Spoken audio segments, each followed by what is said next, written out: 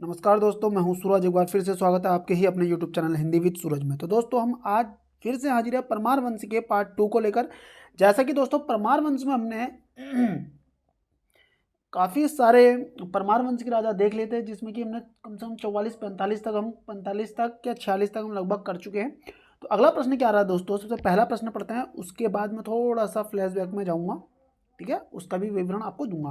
प्रश्न क्या बोल रहा है, माधव सिंह भंडारी, लोधी रिखोला, बनवारी दास किसके सेनापति थे? किस परमार वंश के ये सेनापति थे? मान शाह के, श्याम शाह के, महिपत शाह के, पृथ्वीपति शाह के? तो दोस्तों, इसका राइट आंसर क्या है? इसका राइट आंसर हो जाएगा ऑप्शन सी। अब देखो, इसमें जरा ध्यान देना आप सभी लोग। महिपत शाह, सबसे पहले मान शाह के बारे में पढ़ते। देखो, मान शाह 44 नंबर का शासक था। कल ही बताया मैंने, पार्ट 1 नहीं देखा है तो जाके देखो, बहुत सारी चीजें मैंने आपको बताई हुई है। मान शाह 44 नंबर का शासक था 1591 से। देखो, मैंने क्या बोला था कि 1591 से, मैं फास्ट फास्ट थोड़ा जल्दी बताता हूँ, 1611 तक इसका कार्यकाल था। और मुगल काल में अकबर का दौरान है, अकबर का समय है।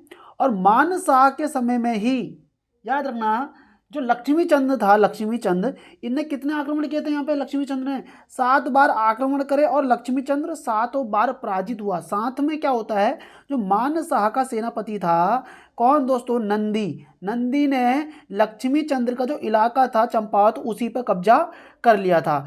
जबकि 44वें में महान शाह आए तो 45वें में कौन आए? श्याम शाह आए। और श्याम शाह का जो समय था दोस्तों, वो कब है? 1611 से लगभग 30 तक, 1630। और इस समय में मुगल काल में कौन है? जहांगीर का कार्यकाल है। और जहांगीर का ही ये दोस्त है श्याम शाह। और जहांगीर नामा में भी किस परमार शासक का जिक्र है? तो दोस्तों, श्याम शाह का जिक्र है। इस चीज को आप समझेंगे सभी लोग, ठीक हो गया। अब दूसरी चीज देखो, श्याम शाह ने ही श्रीनगर में श्याम शाही बागान का निर्माण भी कराया था। तो श्याम शाही बागान किसने बनाया? तो श्याम शाह सही हो जाएगा, लेकिन कहां पर है? श्रीनगर में बनाया था। इस चीज को जरा सा आप लोग सभी लोग याद रखेंगे। अब देखो, अगला प्रश्न देखते हैं हम थोड़ा सा। महिपत, हमारा इस प्रश्न का आंसर क्या था? महिपत शाह। दोस्तों, महिपत शाह कितने नंबर के हैं? 46 नंबर के हैं। इस चीज को समझ लेंगे सभी लोग, ठीक है। और महिपत शाह है, इसके शासनकाल में सर्वाधिक बाहरी आक्रमण हुए। सर्वाधिक बाहरी आक्रमण अगर किसी के शासनकाल में हुए तो किसके शासनकाल में हुए? महिपत शाह के शासनकाल में ही हुए हैं, ठीक है दोस्तों। अब ये अच्छे से उन पे लड़ता है, उन पे कुशलतापूर्वक सामना भी करता है, शत्रुओं को पराजित भी कर लेता है। और साथ में इसी के कारण इसकी एक उपाधि भी इसको मिलती है, गर्व भंजन या गर्व भंजक की भी उपाधि इनको दोस्तों मिली हुई थी। इस चीज को जरा सा आप लोग याद रखेंगे, ठीक है। और ये जीत क्यों रहे थे? क्योंकि इनकी सेना में, महिपत शाह की सेना में 3 सबसे वीर योद्धा सेनापति थे, माधव सिंह भंडारी, लोधी रिखोला और बनवारी दास, ठीक है दोस्तों। अब बढ़ते हैं अगले प्रश्न की तरफ। तो महिपत शाह कितने नंबर के हैं? 46 नंबर के हैं। तुमुल का युद्ध कब हुआ है? 1655, 1640, 1665, 1668। तो दोस्तों, आप सभी याद रखेंगे कि तुमुल का युद्ध कब हुआ है। इस चीज का राइट आंसर हो जाएगा ऑप्शन बी। 1640 में किसका युद्ध हुआ दोस्तों? ये तुमुल का युद्ध होता है। और तुमुल के युद्ध में ही, इस चीज को जरा सा याद रखना, है ना, माधव सिंह की वीरता जो है, उसमें जो माधव सिंह आता है ऊपर, सबसे पहले नाम देखो इधर, माधव सिंह। जो तुमुल का युद्ध होता है, इसी में क्या होता है, वीर गति को भी क्या हो जाते हैं, ये प्राप्त हो जाते हैं, ठीक है दोस्तों। इस चीज को जरा सा आप लोग याद रखेंगे। अब बढ़ते हैं आगे।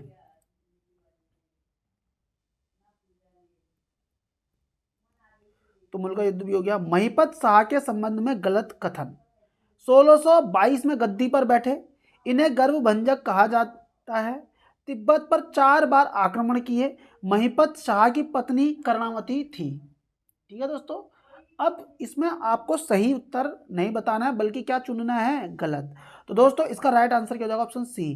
तिब्बत पर महिपत शाह ने, याद रखना, 3 बार आक्रमण किए थे, ठीक है। सर्वाधिक आक्रमण जो है वो है किसके शासनकाल में हुए हैं? तो महिपत शाह के शासनकाल में सर्वाधिक भारी आक्रमण भी हुए हैं। इन्होंने तिब्बत पर भी 3 बार आक्रमण किया हुआ है, इस चीज को जरा सा आप याद रखना। 1622 में गद्दी प्राप्त करी थी और गर्वभंजक की उपाधि भी इनको मिली हुई है दोस्तों। महिपत शाह की पत्नी का नाम क्या है दोस्तों? कर्णावती। कर्णावती तुम सभी जानते हो, नाक कान कटी वाली रानी के नाम से भी फेमस है।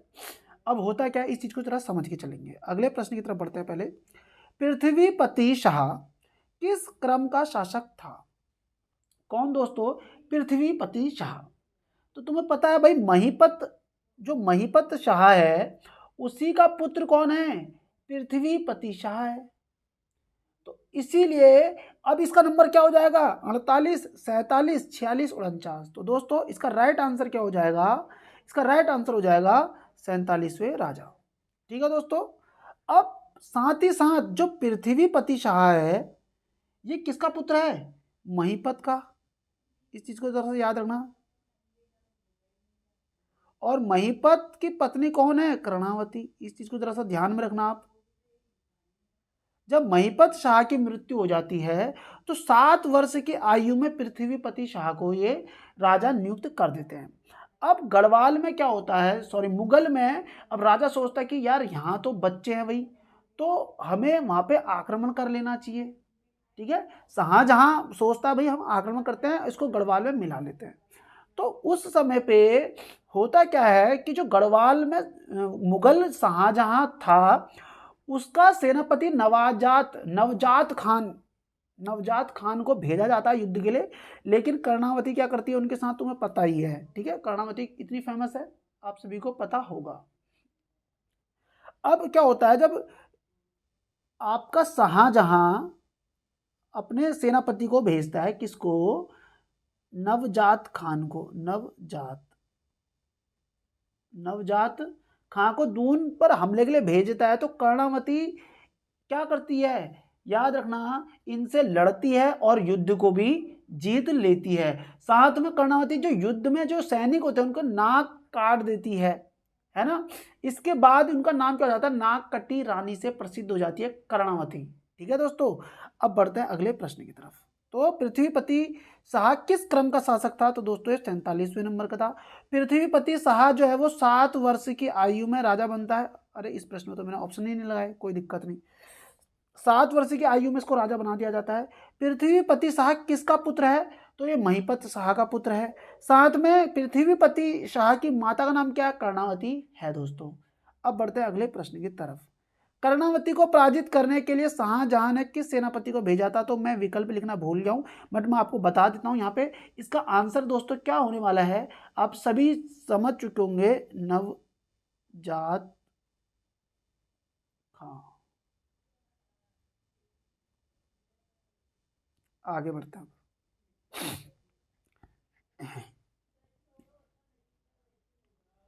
शाहजहां ने 1655 में खलीतुल्ला के नेतृत्व में सिरमौर के शासक की सहायता से गढ़वाल पर विजय की।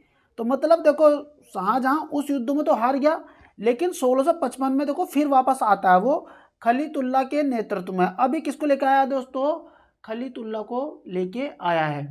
साथ ही साथ अभी क्या बोल रहा है कि इसने किस सिरमौर के किस शासक की सहायता से गढ़वाल पर विजय प्राप्त की थी? तो दोस्तों इस चीज को जरा सा याद रखना। ऑप्शन क्या है? गरुड़ ज्ञानचंद, रुद्रचंद, कीर्तिचंद, बाज बहादुर चंद।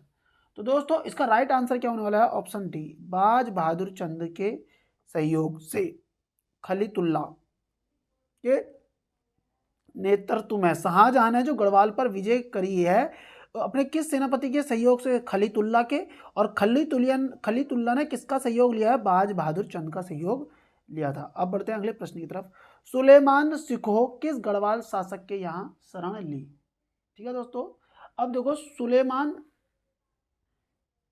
सिखो कौन है, सबसे पहले समझ लेना। जो शाहजहां है, शाहजहां का पुत्र कौन है? औरंगजेब। और एक और है दारा शिकोह। दारा शिकोह की खासियत याद रखना, मुगल काल का सबसे पढ़ा लिखा शिक्षित व्यक्ति कौन है? दारा शिकोह। अब औरंगजेब राजा बनना चाहता है, बनना इसको था। औरंगजेब और ये दोनों क्या करते हैं आपस में, इनकी क्या हो जाता है? युद्ध हो जाता है। युद्ध जो होता है, आप इस चीज को जरा सा याद रखना, युद्ध होने के कारण क्या होता है, जो दारा शिकोह होता है ये पराजित हो जाता है, लगभग भाग जाता है। तो इसी का पुत्र था कौन, सुलेमान शिकोह। ये अपनी जान बचाने के लिए कहाँ आ जाता है, उत्तराखंड में आ जाता है, क्योंकि उत्तर भारत में सारे राज्य मुगल के अधिकृत ही थे, लगभग उत्तराखंड को छोड़कर। ठीक है, इसीलिए ये सुलेमान शिकोह किस गढ़वाल शासक के यहाँ पे शरण लेता है, तो ये प्रश्न बनता है। मेदिनी शाह, फतेह शाह, महिपत शाह, पृथ्वीपति शाह। तो दोस्तों इसका राइट आंसर क्या हो जाएगा, आप लोग से बताएंगे पृथ्वीपति शाह। अब एक चीज समझ के चलाना जरा सा, जब सुलेमान शिकोह पृथ्वीपति शाह के यहाँ पे आ गया, अब इस बात से कौन नाराज हो जाएगा, औरंगजेब नाराज होगा नहीं होगा, बताओ, औरंगजेब नाराज हो जाएगा। अच्छा ये प्रश्न बना दिया मैंने, तो अपना एक सेनापति ये पृथ्वीपति शाह के पास भेजता है, इस चीज को जरा सा याद रखना। पृथ्वीपति के यहाँ भेजता, भैया इसको वापस दे दो, ये क्या करता है, बिल्कुल मना कर देता है, बोलता है कि हम इसे वापस नहीं भेजेंगे। लेकिन होता क्या है, जरा सा इस चीज को जरा सा आप लोग जरा सा आप यहाँ पे ध्यान से सुनना, इस बात को थोड़ा सा 2 मिनट ले रहा हूँ इस चीज को, लेकिन आप लोग सुन लेना। अब होता क्या, जो पृथ्वीपति शाह का पुत्र है ना, कौन, मेदिनी शाह, कौन है यहाँ पे देखो नाम सुनना, मेदिनी शाह। ये क्या करता है, औरंगजेब इसको फंसा लेता है अपने चाल में। तो अब होता क्या है, जब औरंगजेब इसको फंसा लेता है कि भैया ऐसा ऐसा है, इसको तेरे को राजा बना देंगे, इसको हटा देंगे, तो ये मान लेता है और ये मिल जाता है। इस षड्यंत्र का पता चल जाता है पृथ्वीपति शाह को, पृथ्वीपति शाह को भी पता चल जाता है, सुलेमान शिकोह को भी पता चल जाता है। तो सुलेमान शिकोह क्या सोचता है, बोलता है कि मेरे कारण ये घर में इतना बड़ा विद्रोह हो रहा है, मैं इसको यहाँ से छोड़ के चले जाता हूँ। तो सुलेमान यहाँ से निकल जाता है, और पृथ्वीपति शाह भी मेदिनी रॉय को क्या कर देते हैं, राज्य निकाला कर देते हैं। अपने पुत्र को राज्य निकाला करने के बाद अपने पोते को राजा बना देते हैं ये। अब प्रश्न बनेगा पोता कौन है, ठीक है दोस्तों, तो पोता आएगा इनका फतेह शाह। तो फतेह शाह को राजा बना देते हैं, मेदिनी शाह को ये यहां से भगा देते हैं। ठीक है, अब देखो होता क्या है, इस प्रश्न का उत्तर क्या था, पृथ्वीपति शाह। 39वां प्रश्न देखते हैं दोस्तों, 34वां सॉरी, औरंगजेब ने सुलेमान शिकोह को वापस देने के लिए किसे भेजा, मतलब अपने किस सेनापति को वो पृथ्वीपति शाह के यहाँ भेज रहा है कि भैया सुलेमान शिकोह तुम्हारे यहाँ है, इसे वापस भेज दो, नहीं तो अच्छा नहीं होगा। जय सिंह, मान सिंह, राम सिंह और श्याम सिंह। तो दोस्तों इसका राइट आंसर क्या होने वाला है, आप लोग सभी बताएंगे। इसका राइट आंसर हो जाएगा राम सिंह। राम सिंह को पृथ्वीपति शाह के वहाँ भेजा जाता है कि आप सुलेमान शिकोह को वापस ले कर दो। 35वां प्रश्न आ रहा है, किस शाह शासक के काल को गढ़वाल का स्वर्ण काल कहा जाता है, फतेह शाह, पृथ्वीपति शाह, महिपत शाह, प्रदीप शाह। तो दोस्तों इस चीज को जरा सा आप लोग याद रखेंगे, किसके शासन काल को गढ़वाल का स्वर्ण काल कहा जाता है, तो फतेहपति या फतेह शाह के काल को गढ़वाल का स्वर्ण काल कहा जाता है, जो कि ये 49वें नंबर के हैं। इस चीज को जरा सा आप लोग ध्यान में रखना, बहुत अच्छा प्रश्न है। ठीक है, अब अगला प्रश्न आ गया, बगवाल के दिन, 36वां प्रश्न, बगवाल के दिन किस परमार राजा की मृत्यु हुई थी, फतेह शाह की, उपेंद्र शाह की, दलीप शाह की, प्रदीप शाह की। तो दोस्तों बगवाल के दिन किसकी मृत्यु होती है, आप लोग सभी बताएंगे। इसका राइट आंसर क्या हो जाएगा, ऑप्शन बी, उपेंद्र शाह। ठीक है, 36वां प्रश्न आ रहा है यहाँ पे, अरे बात 36वां प्रश्न आ रहा है दोस्तों, माफी चाहूंगा। बगवाल के दिन क्या बोल रहा है, बगवाल के दिन किस परमार राजा की मृत्यु हुई थी, फतेह शाह, उपेंद्र शाह, दलीप शाह और प्रदीप शाह। तो दोस्तों इसका राइट आंसर क्या है, उपेंद्र शाह की। ठीक है, अब बढ़ते हैं अगले प्रश्न की तरफ। 37वां प्रश्न आ रहा है, गढ़वाल का शिवाजी किस परमार शासक को कहते हैं। कुल मिला के मैं आपको बताता हूँ गढ़वाल का शिवाजी पे क्या है, एक पुस्तक है, पुस्तक में एक राजा को गढ़वाल का शिवाजी कहा गया है। पुस्तक का नाम मैं आपको बता देता हूँ, पुस्तक का जो नाम है दोस्तों, वो नाम आपका छंदसार पिंगल है। ठीक है, कौन सी है दोस्तों, छंदसार पिंगल। छंदसार पिंगल में किसको गढ़वाल का शिवाजी कहा गया, फतेह शाह को, उपेंद्र शाह को, दलीप शाह को, प्रदीप शाह को। तो दोस्तों इसका राइट आंसर क्या होने वाला है, फतेह शाह को। ठीक है, गढ़वाल का शिवाजी भी कहा गया है। और अगर तुमसे कोई पूछे कि छंदसार पिंगल किसकी है दोस्तों? तो ये मतीराम की है। किसकी है दोस्तों? ये मतीराम की है। अब बढ़ते हैं अगले प्रश्न की तरफ। भेंगड़ी का युद्ध किन किन के बीच हुआ था?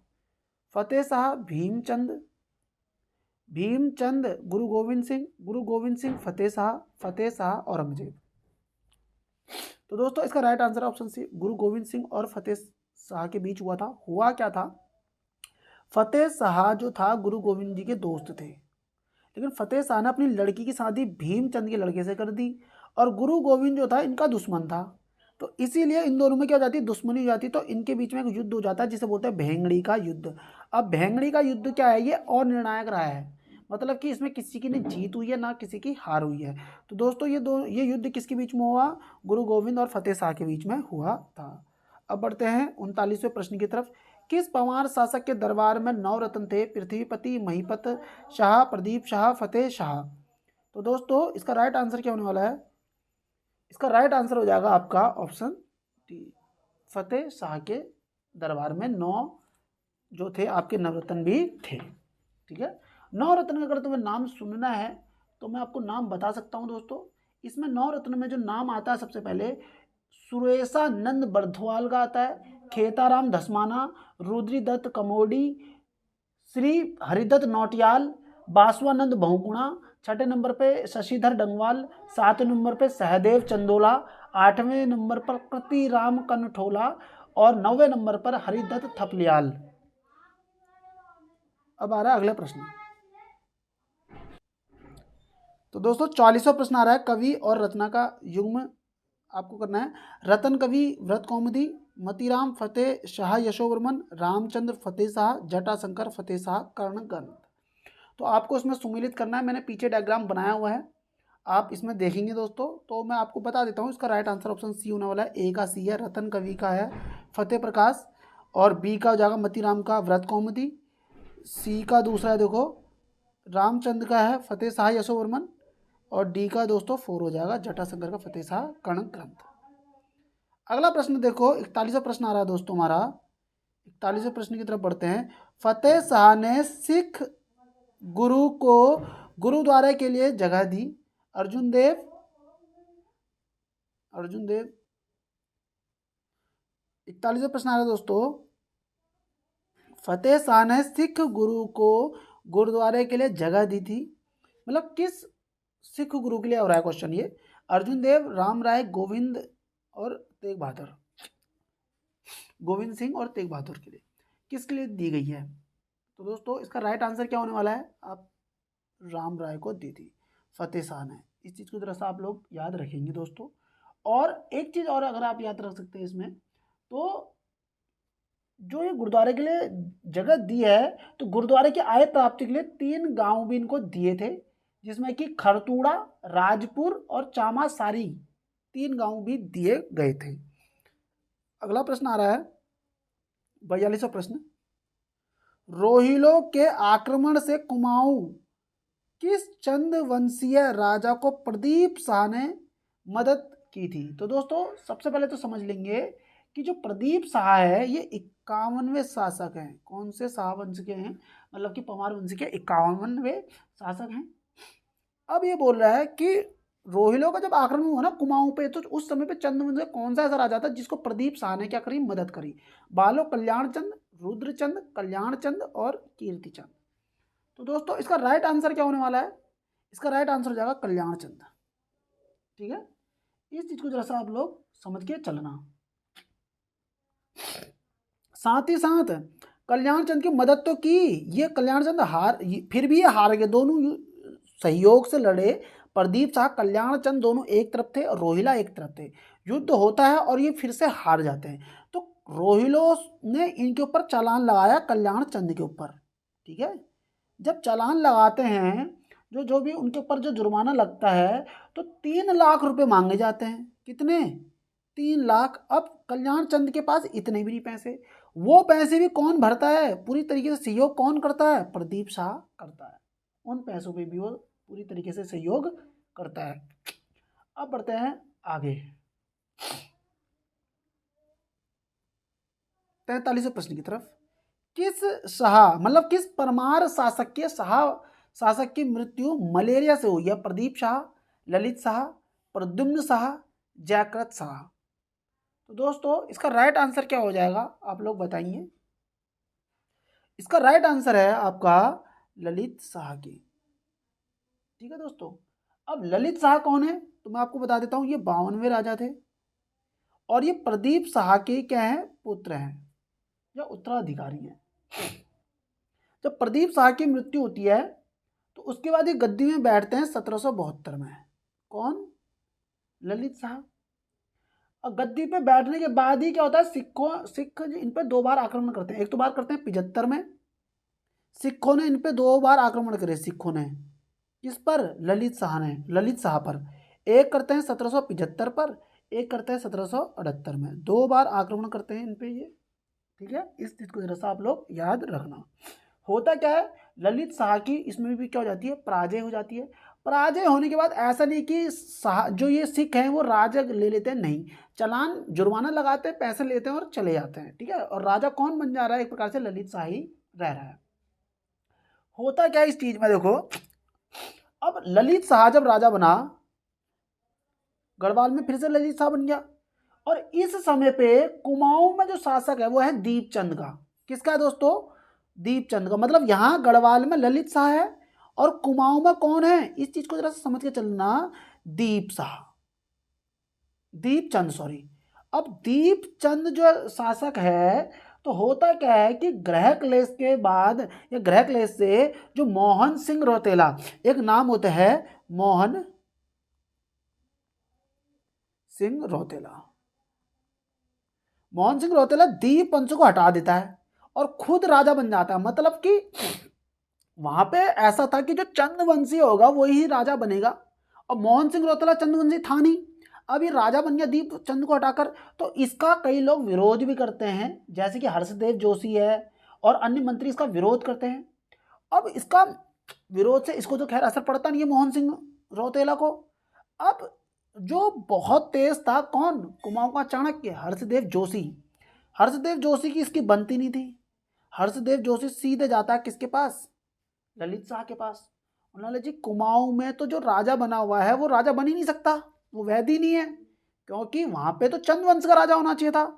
वहां तो मोहन सिंह रौतेला है, आप आओ युद्ध करो, यहाँ जीतो और आप बनो यहाँ के राजा। ललित शाह बोलता है ये तो बात सही होगी भाई। तो होता क्या है, ललित शाह अब यहां आ गया। अब ललित शाह ने क्या कर दिया भैया, आक्रमण कर दिया। ठीक है दोस्तों, ललित शाह ने जब आक्रमण करता है तो मोहन सिंह से वो जीत जाता है। अब ललित शाह तो राजा है गढ़वाल का, तो वो क्या करता है, अपने बेटे को, ललित शाह अपने बेटे को, किसको? प्रद्युम्न शाह को यहाँ का राजा बना देता है। तो देखो प्रद्युम्न शाह है पवार वंश का, लेकिन ये किस नाम से बैठता है, तो ये बैठता है प्रद्युम्न चंद के नाम से, वहां पे बैठ जाता है राजा बनके, प्रद्युम्न चंद के नाम से राजा बन जाता है। अब देखो प्रश्न क्या बोल रहा है, बाकी की डिटेल्स हम धीरे धीरे आगे को हम करते रहते हैं। अब जब प्रद्युम्न चंद को कुमाऊं का इन राजा बनाया, अब ललित शाह जब यहाँ से वापस जाता है तो इसी को क्या हो जाता है कि जाते वक्त इसको मलेरिया हो जाता है। क्या हो जाता है दोस्तों? मलेरिया हो जाता है। और दुलड़ी एक स्थान है दोस्तों, कौन सी स्थान? दुलड़ी। दुलड़ी के समीप क्या होता है, इसकी मृत्यु हो जाती है। किसकी दोस्तों? ललित शाह की। अब देखो प्रद्युम्न शाह, अब प्रद्युम्न शाह तो बन गया गढ़वाल का, और ललित शाह की भी हो गई मृत्यु। अब गढ़वाल की सीट खाली हो गई, हो गई नहीं हो गई? अब गढ़वाल का क्या होगा, आगे बढ़ते हैं, अगले प्रश्न में देखते हैं। ललित शाह का कुमाऊं का समकालीन राजा था अजीत चंद, कल्याण चंद, दीप चंद, मोहन चंद। तो दोस्तों इसका राइट आंसर क्या है? दीपचंद। ठीक है, कौन था? दीपचंद था। इससे पहले, ललित से पहले प्रदीप शाह वहां गढ़वाल में था, और दीपचंद से पहले वहां कौन था दोस्तों? आपको पता है, कल्याण चंद। ठीक है दोस्तों, अब बढ़ते हैं आगे। ललित शाह के कितने पुत्र थे? अब देखो, एक तो प्रद्युम्न शाह को उन्होंने गढ़वाल में बना दिया, सॉरी कुमाऊं में बना दिया, लेकिन पुत्र कितने थे? 2, 4, 6, 3। तो दोस्तों ललित शाह के कितने पुत्र थे? तो ललित शाह के थे 4 पुत्र। कितने पुत्र थे दोस्तों? ललित शाह के 4 पुत्र थे। सबसे पहले जयकृत शाह, प्रद्युम्न शाह, पराक्रम शाह और प्रीतम शाह।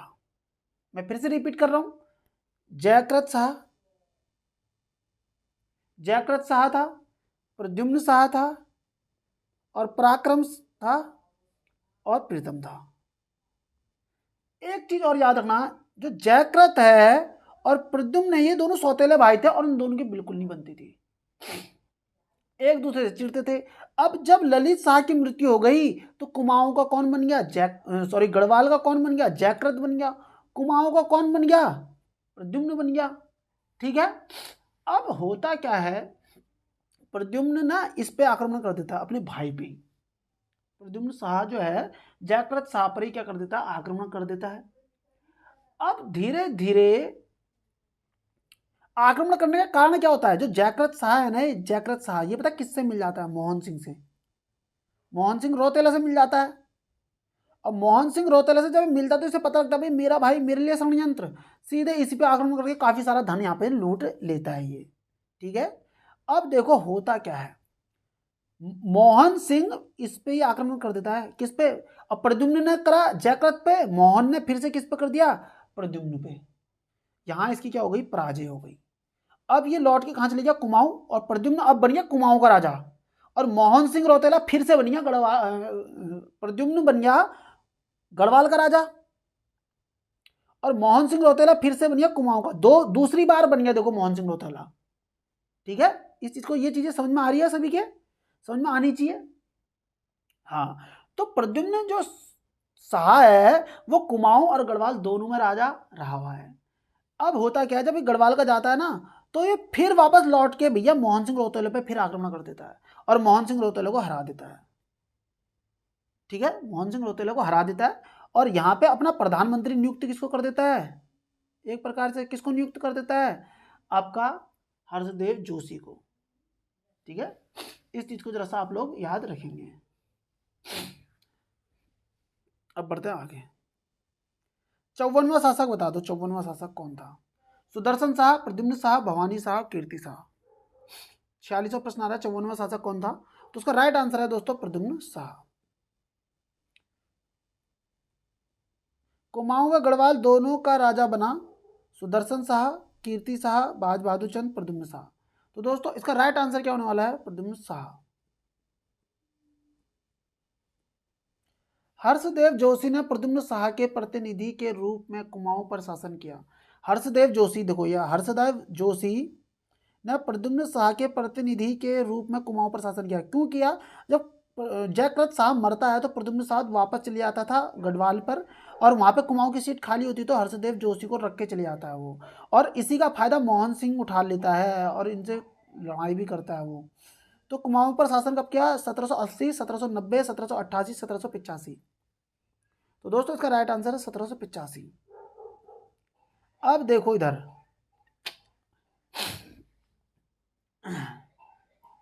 पाली गांव का युद्ध कब होता है? जब प्रद्युम्न शाह कुमाऊं को छोड़कर गढ़वाल जाता है और कुमाऊं की राजगद्दी प्रधानमंत्री के रूप में किसको देके चले गया है? हर्षदेव जोशी को। तो मोहन सिंह रौतेला बोलता है भैया तू भी तो चंद्रवंश का नहीं है, अब इस पे भी आक्रमण होगा, और वही युद्ध होता है पाली गांव का युद्ध। किस किस के बीच होता है? तो इस चीज को जरा सा याद रखना, हर्षदेव जोशी हो गया और आपका मोहन सिंह रौतेला हो गया। तो पाली गांव का युद्ध किस किस के बीच हुआ है? तो ये बता दिया कब हुआ था? 1788, 1786, 1788 और 1789। 2 बार लिख दिया, कोई दिक्कत नहीं। इसका राइट आंसर है 1786 में।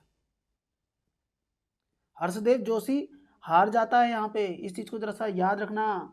हर्षदेव जोशी क्या करता है? यहाँ पे हार जाता है और जान बचाकर कहाँ भागता है? श्रीनगर में जाता है।